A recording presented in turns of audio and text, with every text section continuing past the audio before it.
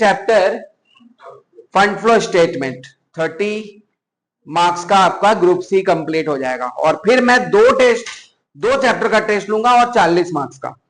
पहले ही बता दे रहा हूं 2 दिन 3 दिन इसमें टाइम लगेगा फंड फ्लो कराने में। पहले से भी आपको फंड फ्लो कराया हुआ है तो आप पुराने सम्स को जरूर से देखिएगा। लास्ट टाइम में जो मोस्ट इंपॉर्टेंट क्वेश्चन है मैं उसी पे ध्यान दूंगा।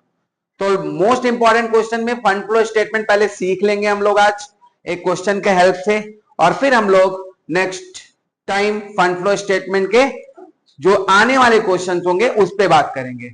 ठीक है, तो अभी फंड फ्लो स्टेटमेंट आप समझ लीजिए। फंड फ्लो स्टेटमेंट का मतलब क्या है? फंड फ्लो स्टेटमेंट, फंड का मतलब होता है पैसा, फंड। फ्लो का मतलब होता है बहना, मतलब आप फ्लो कर रहे हैं। ठीक है ना, मतलब फंड का फ्लो। दो तरह से फंड फ्लो होता है, एक होता है इनफ्लो और एक होता है आउटफ्लो। पैसा आता है तो उसको हम लोग इनफ्लो कहते हैं, और पैसा जाता है तो उसको आउटफ्लो कहते हैं। इसी को हम लोग एक स्टेटमेंट में बनाते हैं, एक स्टेटमेंट में शो करते हैं, जो हर कंपनी को अपने एक स्टेटमेंट बनाने पड़ते हैं, जिसको हम लोग फंड फ्लो स्टेटमेंट कहते हैं। Fund flow statement is the statement of sources and application. इधर होगा सोर्सेस और इधर होगा एप्लीकेशंस। कहीं पर भी पैसा गया, कहीं पर भी पैसा गया तो वो आपका हो जाएगा एप्लीकेशन पे। बिना डेबिट क्रेडिट का एक स्टेटमेंट होता है जिसको हम लोग फंड फ्लो स्टेटमेंट कहते हैं। तो जैसे एक एग्जांपल बता दे, हम शेयर इशू करते हैं, पैसा आया या गया? आया, तो हम लोग लिख देंगे सोर्सेस में। डिवेंचर्स रिडीम्ड कर रहे हैं, पैसा आया या गया? गया, लिख देंगे एप्लीकेशंस में। मशीनरी परचेज किए, पैसा आया या गया?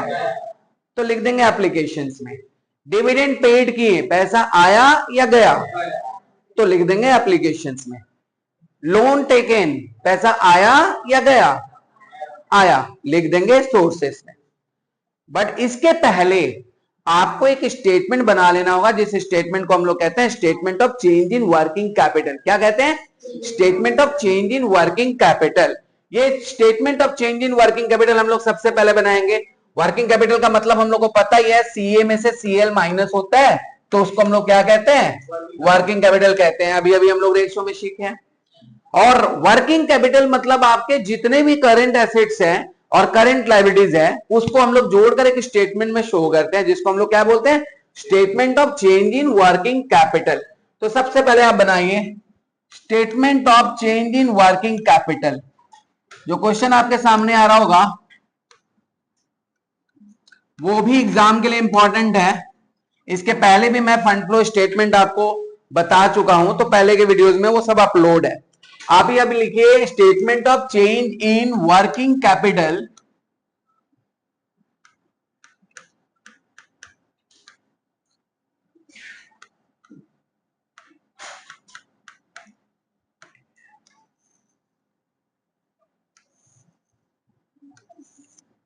इस तरह का फॉर्मेट होगा, statement of change in working capital.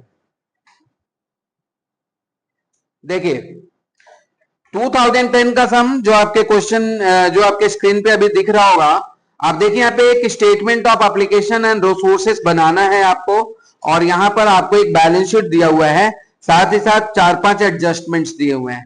Adjustment में पहला नंबर लिखा हुआ मशीनरी कॉस्टिंग 70,000, जिसका बुक वैल्यू 40,000 था, उसको बेच दिया गया 25,000 रुपए में। कुछ प्रेफरेंस शेयर्स रिडीम्ड हुआ है और डिविडेंड 15% पेड हुआ है शेयर कैपिटल का for the last year, and the provision for depreciation is stood. Provision for depreciation दिया है और स्टॉक का एक एडजस्टमेंट दिया हुआ है। क्वेश्चन को पहले हम लोग आराम से समझ लेंगे कि हमें कौन कौन से एडजस्टमेंट प्राप्त हुए हैं। आपको एडजस्टमेंट 4-5 प्राप्त हुए हैं, जिसमें फिक्स एसेट्स कंफर्म है, इन्वेंट्री पे कभी कभी एडजस्टमेंट आता है, डिविडेंड पे एडजस्टमेंट काफी रहता है ना, और प्रोविजन फॉर टैक्सेशन पे एडजस्टमेंट रहता है, जिसको कॉमन एक बंच बना के आपको एक सम मिलता है 15 मार्क्स का।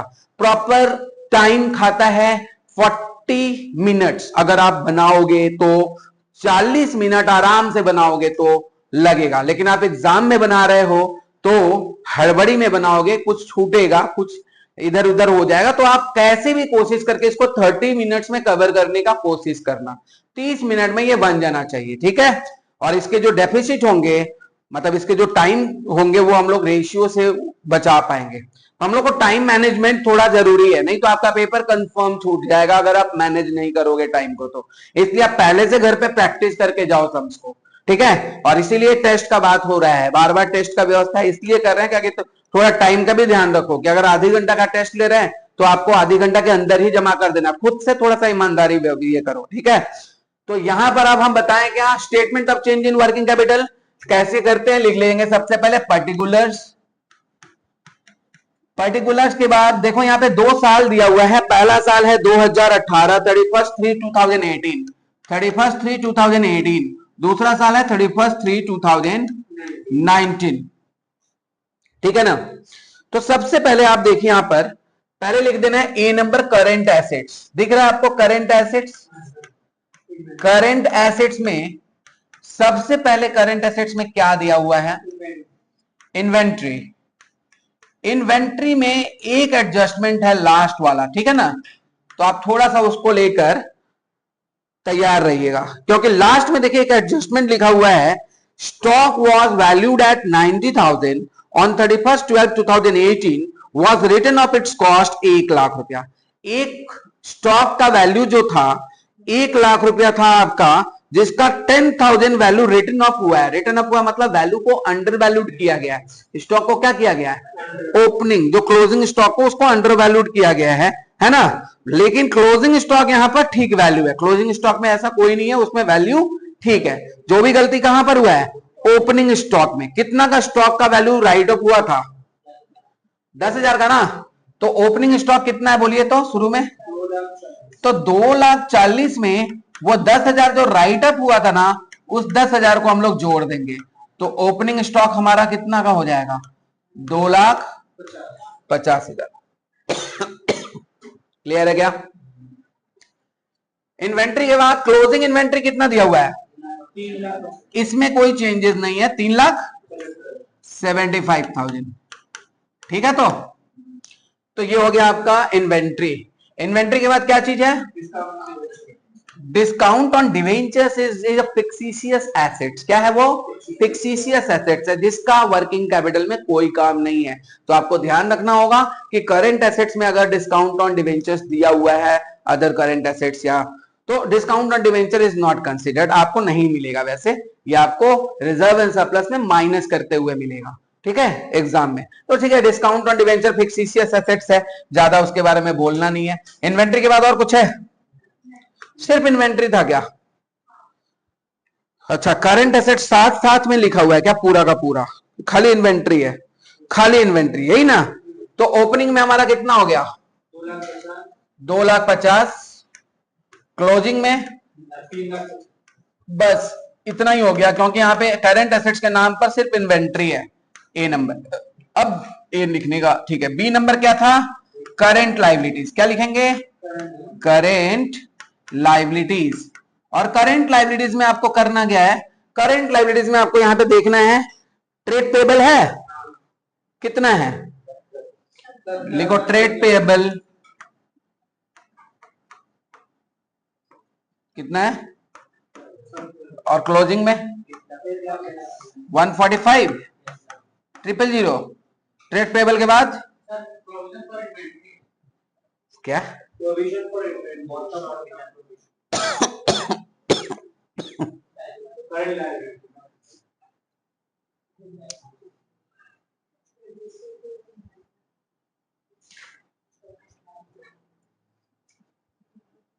ठीक है, प्रोविजन फॉर इन्वेंट्री है। तो अब कि किसी भी तरह का प्रोविजन है, अगर प्रोविजन पर टैक्सेशन होता तो मैं बोलता कि वो यहीं पर, यहां पर नहीं आता, ठीक है ना।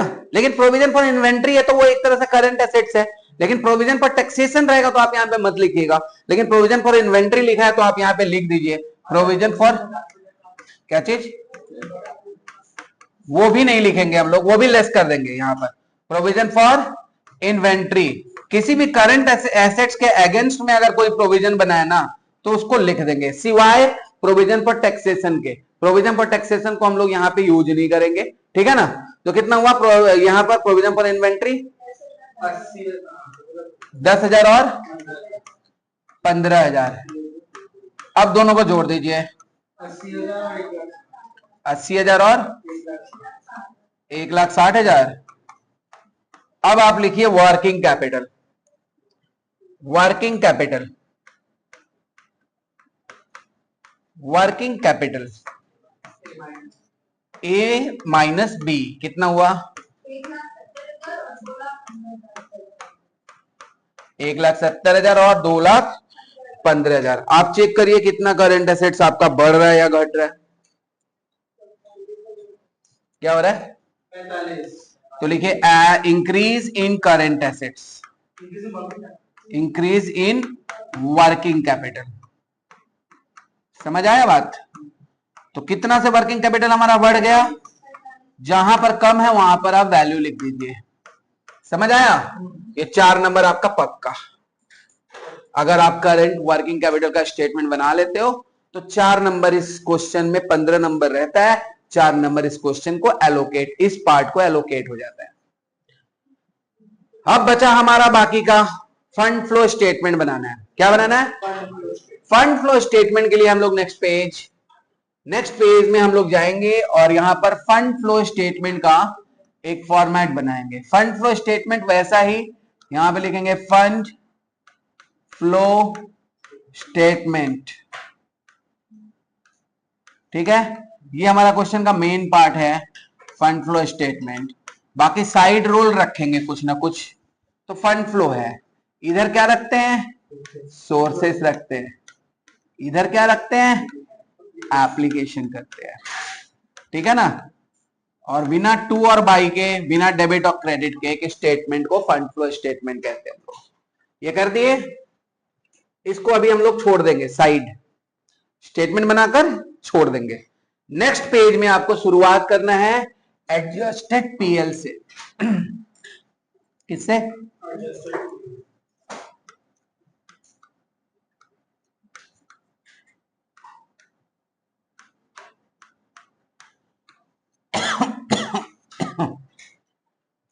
एडजस्टेड पीएल,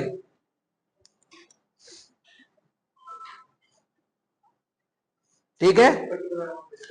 एडजस्टेड पीएल सबसे पहले ये शुरुआत कहां से होगा? एडजस्टेड पीएल आपको क्वेश्चन में देखना होगा रिजर्व एंड सरप्लस वाला हेडिंग। आप देखिए रिजर्व एंड सरप्लस में, क्वेश्चन में रिजर्व एंड सरप्लस आपको क्वेश्चन दिख रहा होगा, है ना।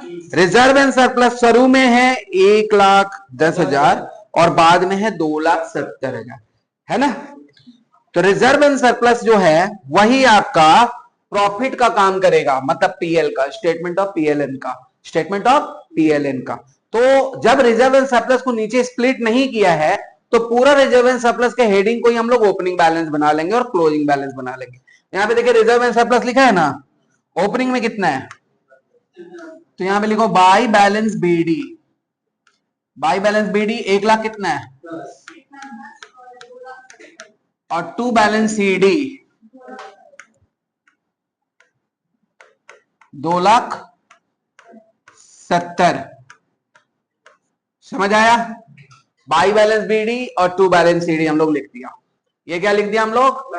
वो रिजर्व एंड सरप्लस का ओपनिंग और क्लोजिंग लिख दिया। इसके बाद आप क्वेश्चन में एडजस्टमेंट नंबर 1 देखिएगा। एडजस्टमेंट नंबर 1 किस पर है? तो हम लोग वर्किंग नोट में जाएंगे।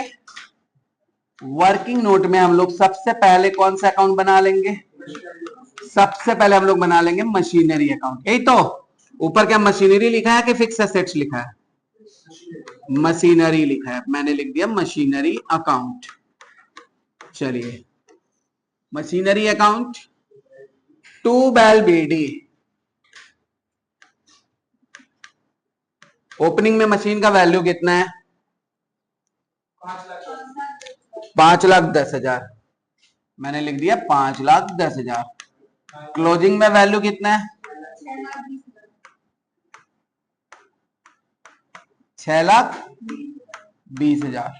ओपनिंग में है 5,10,000, क्लोजिंग में है 6,20,000। सही है। अब यहां पर हो गया। क्वेश्चन में अब मशीनरी के ऊपर रिलेटेड एडजस्टमेंट दिया हुआ, देखिए एक मशीनरी जिसका कॉस्ट था 70,000 रुपया। कितना कॉस्ट था? बुक वैल्यू उसका 40 था। बुक वैल्यू कितना था? मतलब हुआ कि 70,000 के मशीन का आज के डेट में क्या वैल्यू है? 40,000। इसका मतलब उस मशीन का, पर्टिकुलर उस मशीन का 30,000 डेप्रिसिएशन हो चुका है ना। उस मशीन का वैल्यू है कितना? 40,000। अगर 40,000 के कोई मशीन को हम 25,000 में बेच देते हैं तो हमारे पास थोड़ा प्रॉफिट होता है कि लॉस होता है? Of course loss. तो यहां पर पहले बाई बैंक कर लेंगे। कितना का बैंक, कितना में बेचा गया? 25,000 में। तो 25,000 हमारे बैंक में आएगा। नुकसान हुआ, कितना का नुकसान हुआ? तो हम लोग बाई पीएल करके लॉस लिख देंगे। कितना का नुकसान हो गया? 15,000। समझ आया बात?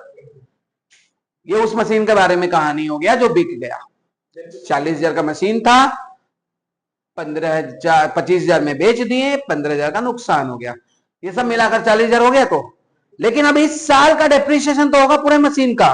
वो डेप्रिसिएशन निकालने का हम आपको तरीका बताए हैं। डेप्रिसिएशन का मतलब होता है closing minus opening. Closing minus opening. Closing का प्रोविजन फॉर डेप्रिसिएशन का बैलेंसिंग फिगर कितना है, जो नीचे दिया हुआ पॉइंट नंबर 4 देखिएगा। ओपनिंग में 1,50,000 है और क्लोजिंग में 1,90,000 है। अब मैं जैसे बोलूं वहां से थोड़ा सा ध्यान दीजिएगा। क्लोजिंग वाला वैल्यू आपको लिखना है पहले, 1,90,000 लिखे, माइनस ओपनिंग वाला वैल्यू कितना है? 1,50,000। इसमें से, आई रिपीट, फिर से ध्यान दीजिएगा, इसमें से उस मशीन का ओपनिंग एक्यूमुलेटेड डेप्रिसिएशन माइनस कर देते हैं जो बिक गया। ये थोड़ा लंबा हो गया बात। इसमें से जो मशीन बिक गया उसका डेप्रिसिएशन माइनस कर देंगे, इकट्ठा किया हुआ। मतलब हमारा मशीन कितना का था? वो जो बेचे है 70,000 का था ना, उसका आज का वैल्यू कितना हुआ? 40,000 हुआ ना। तो उसका डेप्रिसिएशन कितना हो चुका है? यही कहलाता है एक्यूमुलेटेड डेप्रिसिएशन। यही क्या कहलाता है? एक्यूमुलेटेड डेप्रिसिएशन उस मशीन का जो मशीन बिक गया है ना। तो हम क्या करेंगे, इसको माइनस कर देंगे, ब्रैकेट के अंदर ही है ना। अब पर्दा बंद। 1,50,000 में से 30,000 घटा देंगे, 1,20,000 हुआ। पहले ये कैलकुलेशन करेंगे बदमाश रूल के हिसाब से। अब आपका बचा क्या? 1,90,000 माइनस 1,20,000। 1,90,000 में से 1,20,000 गया तो कितना बचेगा? ये 70,000 हो गया। ऐसा करने से आपको 3 अकाउंट नहीं बनाना पड़ेगा भाई साहब। आप एक ही अकाउंट में सब कुछ कर लोगे, आपका टाइम भी बचेगा और फटाफट आपका सम्स भी बन जाएगा। ये टोटल करिए, क्रेडिट जोड़िए और डेबिट घटा दीजिए, तब बताइए टू बैंक कितना आया? 2,20,000। ये हो गया परचेज। क्या हो गया? परचेज हो गया भाई, है ना। समझ गए? तो परचेज ऑफ फिक्स एसेट्स कितना हो गया? 2,20,000। अब यहां से, इस जगह से देखो, फिक्स एसेट तो आपको बनाना ही पड़ेगा, अकाउंट आपको देगा ही देगा। कोई भी समझा ये देना ही है, इसको नहीं हटा सकता वो। अब इसमें देखिए, एक तो ये बैंक वाला चीज आ गया ना, बाई बैंक है ना 25,000 और टू बैंक है 2,20,000। तो टू बैंक का मतलब होता है परचेज और बाई बैंक का मतलब होता है सेल। तो अभी आप जो फंड फ्लो स्टेटमेंट बनाए थे, पीछे बनाए थे यहां पर, तो हम लोग को कितना का परचेज, कितना का फिक्स एसेट्स परचेज हुआ था? तो परचेज हमारा एप्लीकेशन हो गया कि नहीं हो गया? परचेज ऑफ मशीनरी कितना का परचेज हुआ? 2,20,000। तो हम लोग यहां लिख देंगे हमारा पैसा गया, है ना। और कितना का सेल हो गया? तो हम लोग यहां लिख देंगे सेल ऑफ मशीनरी। कितना पैसा आया, है ना। कितना पैसा आया? कितना आया? 25,000। इसका तो काम हो गया। कैश वाला परिवार में चला जाएगा फंड फ्लो। मतलब जो जो कैश और बैंक से रिलेटेड होगा उसका परिवार कौन सा है? फंड फ्लो है। और जो नॉन कैश आइटम है, जो कौन सा आइटम है? नॉन कैश आइटम है, उसका परिवार है एडजस्टेड पीएल। ये दो परिवार में बांट देना है चीजों को, ठीक है। तो यहां पर जब हम लोग बनाए हैं, यहां पर देखिए ये वाला जो आइटम है ये क्या है? नॉन कैश आइटम है। और ये वाला आइटम क्या है? ये दोनों पीएल के डेबिट में कर दीजिए, ठीक है ना। तो पीएल के डेबिट में लिखेंगे to depreciation on fix assets. क्या लिखेंगे? To depreciation on fix assets, है ना। फिक्स एसेट्स कितना लिख देंगे? 70। और लॉस हुआ था तो to loss on sale of fix assets. तो ये आ गया नॉन कैश वाले ट्रांजेक्शन 15,000। समझ गए बात? ये तो एंट्री आपको मिलेगा, ये एडजस्टमेंट हर क्वेश्चन में मिलेगा। समझ आया बात? क्वेश्चन के नेक्स्ट पड़ाव में हम लोग जाते हैं और हम लोग को क्वेश्चन दूसरा नंबर पॉइंट में लिखा हुआ है preference shares redemption was to be carried out at a premium of 5%। जैसे ही हम लोग ये देखें ऊपर प्रेफरेंस शेयर का अमाउंट देखिए, ऊपर देखिए प्रेफरेंस शेयर का अमाउंट 2 लाख और 1 लाख है। इसका मतलब 1 लाख कम हो गया। अब 1 लाख कमेगा कैसे भाई? आपका कैपिटल 1 लाख कैसे हो गया? आप उसको वापस कर दिए। आप क्या कर दिए? वो पैसा वापस करेंगे तो पैसा मेरा कम होगा। अच्छा कितना वापस कर दिए? 1 लाख। और कितना परसेंट का प्रीमियम देकर के दिए? 5%। 5% का प्रीमियम दिए दिए ना। तो टोटल 1 लाख को अगर आप 5% एक्स्ट्रा देते हो तो कितना देते हो भैया? 5,000। तो आप कितना वापस कर दिए? 1,05,000। ठीक है, तो 1 लाख का प्रेफरेंस शेयर का डिफरेंस था। 1 लाख का 5% हम एक्स्ट्रा दिया तो 1 लाख का 5% कितना होता है? 5,000 हम एक्स्ट्रा दे दिए तो 1 लाख का 5,000 एक्स्ट्रा मतलब कितना हो गया? 1 लाख। ये कहां लिखेंगे हम लोग? नहीं जरूरत नहीं है। कहां लिखेंगे? एप्लीकेशन में लिखेंगे क्या? Redemption of preference shares. अगर इसमें सीआरआर रहता ना तो हमको बनाने का जरूरत होता। Redemption of preference shares. अभी तो आपको साफ साफ दिख रहा है कि 1 लाख का कम हो रहा है। साफ साफ दिख रहा है कि नहीं दिख रहा है? तो 1 लाख का कम हो रहा है और 5% एक्स्ट्रा प्रीमियम देना, तो टोटल कितना देना भैया? 1,05,000 आप यहाँ पे लिख दीजिए, 1,05,000 है ना। अब जब आप प्रीमियम दिए हो तो आपका लॉस हुआ कि नहीं हुआ? जब आप प्रेफरेंस शेयर होल्डर को प्रीमियम दिए तो लॉस हुआ कि नहीं हुआ? और लॉस को कहां लिखते हैं? एडजस्टेड पीएल के डेबिट में। लेकिन रुक जाइए एडजस्टेड पीएल के डेबिट में क्वेश्चन में एक चीज था फिक्सिशियस एसेट्स। अच्छा वो भी था ना। शुरू में कितना था? क्लोजिंग बाद में कितना था? तो सबसे पहले ये दो चीज को हम लोग यहीं पे लिख देंगे। प्रीमियम आप कितना दिए? तो लिखो पहले प्रीमियम और रिडम्पशन ऑफ प्रेफरेंस शेयर्स, क्योंकि प्रीमियम देने पर हमारा लॉस होता है कि नहीं होता है? तो प्रीमियम ऑन रिडम्पशन, कितना का प्रीमियम और रिडम्पशन था? 5,000 का। अच्छा क्वेश्चन में एक तो डिस्काउंट ऑन डिवेंचर भी था 10,000। शुरू में कितना था? बाद में कितना था? ये फिक्सिशियस एसेट्स होता है। फिक्सिशियस एसेट्स को धीरे धीरे करके हम लोग बुक से हटा देते। तो 10,000 शुरू में था, बाद में 5,000 है, तो साफ साफ संकेत क्या कह रहा है? 5,000 राइट ऑफ हुआ है। 5,000 क्या हुआ है? राइट ऑफ हुआ। राइट ऑफ होने का यहीं पे राइट ऑफ होता है। क्या है वो? Discount on debentures. ठीक है, तो पीएल के डेबिट में डिस्काउंट ऑन डिवेंचर, जो भी लॉस वगैरह जो चीज होता है ना, राइट ऑफ वगैरह जो डेप्रिसिएशन वगैरह जो आता है, आपको पता है ये पीएल के डेबिट में आता है। क्लियर है ना? इसके बाद एडजस्टमेंट आप देख लीजिएगा। एडजस्टमेंट है dividend 15% was paid on the share for 2017-18। कितना परसेंट? अब पिछले साल का 17-18 मतलब ये पिछले साल का जो आप प्रेफर इक्विटी शेयर देख रहे हो, पिछले साल का इक्विटी शेयर देखिए कितना है? 3 लाख है ना। 3 लाख का इक्विटी शेयर कितना परसेंट है? 15% को आप डिविडेंड दोगे तो पहले डिविडेंड आपको कहां करना होगा? अप्रोप्रिएट करना होगा। तो आपको लिखना होगा प्रपोज डिविडेंड। प्रपोज डिविडेंड कितना है? शुरू में कितना है? 3 लाख का 15% कितना हुआ? 45,000 हुआ। ये क्या आ गया आपका?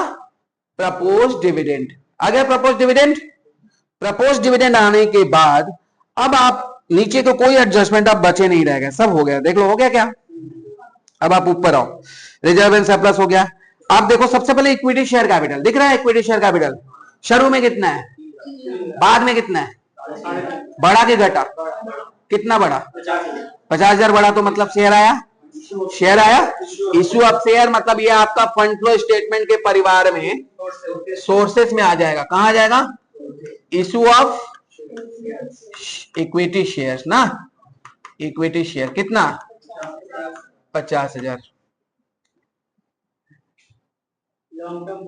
ठीक है। इसके बाद देखिए डिवेंचर शुरू में कितना, बाद में कितना? बढ़ा कि घटा? बढ़ा मतलब इशू हुआ है। Issue of debentures. Issue of debentures कितना? 1 लाख। अच्छा, जो डिविडेंड था ना, यहाँ पे जो डिविडेंड लिखे थे वो पेड भी तो करना होगा ना, तो लिखेंगे प्रपोज डिविडेंड। कितना का प्रपोज डिविडेंड था? इन दोनों अकाउंट के बीच में बॉर्डर दे देते हैं। कितना का था? 45,000। अब बोलिए, डिविडेंड हो गया। ऊपर देखिए, ट्रेड पेबल कर चुके हैं, प्रोविजन फॉर इन्वेंट्री कर चुके हैं, प्लांट एंड मशीनरी कर चुके हैं, नॉन करेंट इन्वेस्टमेंट बच गया है। शुरू में कितना है, बाद में कितना है? बड़ा की घटा? बड़ा मतलब परचेज हुआ है, इन्वेस्टमेंट आप खरीदे हो तभी ना।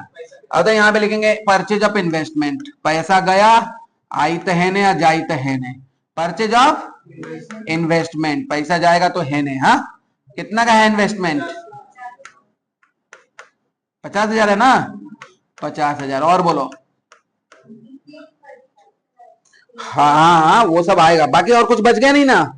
अब एक चीज देखिए, इन्वेंट्री का जो अंडर वैल्यूएशन था कि नहीं था? इन्वेंट्री का जो अंडर वैल्यूएशन था वो आपके लिए इनकम हो गया। यहां पे लिखिए अंडर वैल्यूएशन ऑफ इन्वेंट्री, है ना, अंडर वैल्यूएशन ऑफ इन्वेंट्री कितना था? 10,000 था, 10,000 था। ये पूरा हो गया। अब सबसे पहले आप एडजस्टेड पीएल को क्लोज कर दीजिए, एडजस्टेड पीएल को क्लोज कर दीजिए, एडजस्टेड पीएल को क्लोज कर दीजिए। कौन सा इंटरेस्ट? डिवेंचर पे? हाँ, अच्छा कि पूछ लिए, पूछ के क्लियर कर लिया करो। डिवेंचर पे इंटरेस्ट हम लोग हमेशा कैश फ्लो स्टेटमेंट में फॉलो करेंगे, लेकिन फंड फ्लो स्टेटमेंट बनाते समय उसको इग्नोर करेंगे, ठीक है। लेकिन आप कैश फ्लो स्टेटमेंट बनाते हो तो डिवेंचर पे इंटरेस्ट जरूर करना होगा, ऑपरेटिंग एक्टिविटीज में ऐड और फाइनेंशियल एक्टिविटीज में लेस, ठीक है।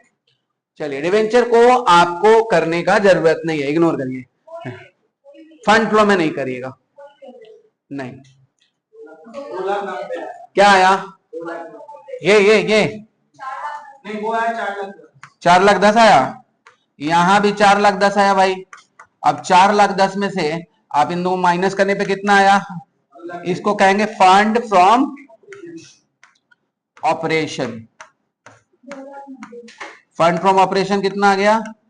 2,90,000 आ गया। तो अब ये फंड फ्रॉम ऑपरेशन आपका सोर्सेस का काम करता है, कहां आएगा? 2,90,000 है ना। अब आपको ये वर्किंग से कोई लेना देना नहीं, आप सारा काम किस पे होगा? ये फंड फ्लो स्टेटमेंट पे होगा, है ना। कितना आया था अभी? 2,90,000। वो उसको लिखेंगे यहां पर फंड फ्रॉम ऑपरेशन। कितना लिखेंगे? 2,90,000। अब एक चीज जो हम लोग पहले सीन में नहीं दिखाई दिया था, वर्किंग कैपिटल जो हम लोग कैलकुलेट किए थे एकदम फर्स्ट सीन में, एकदम स्टार्टिंग ऑफ मूवी में, है ना, वर्किंग कैपिटल कैलकुलेट किए थे ना। ये रहा वर्किंग कैपिटल जो किए थे हम लोग, देखो ये कितना किए थे? ये 45,000 वर्किंग कैपिटल हमारा बढ़ा। वर्किंग कैपिटल बढ़ने से आपका पैसा जाएगा, बिल्कुल। वर्किंग कैपिटल बढ़ेगा मतलब आप कुछ खरीदे हो, इन्वेंट्री ये वगैरह खरीदे हो, तो आपका क्या हुआ? इंक्रीज इन वर्किंग कैपिटल को हम लोग कहां लिखेंगे? इंक्रीज इन वर्किंग कैपिटल को एप्लीकेशन में लिखेंगे इंक्रीज इन वर्किंग कैपिटल। कितना? 45,000। अब भगवान का नाम लेकर, अपने अपने भगवान का नाम लेकर दोनों साइड जोड़िए। कितना आया? 4,65,000। चलिए, जय हो बाबा, जय हो मैया। 4,65,000 दोनों तरफ आ गया। अगर एग्जाम में इस तरह का अनुभूति आपको प्राप्त हो तो आप कितना मजा आएगा, सही है ना।